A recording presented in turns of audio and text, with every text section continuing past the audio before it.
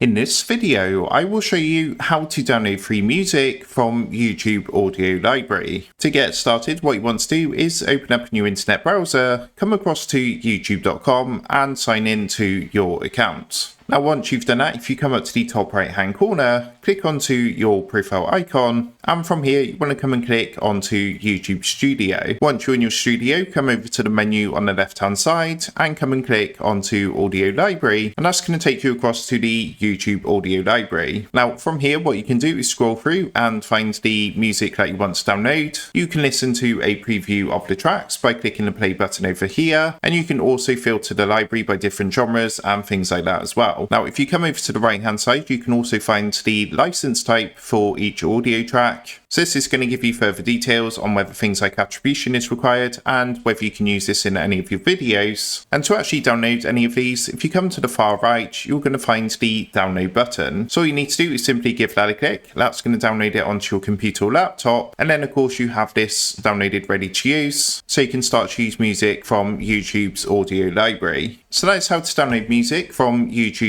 Audio Library. Make sure to like, comment and subscribe for more YouTube and simple tech tutorials. And with that being said, I will see you in the next video.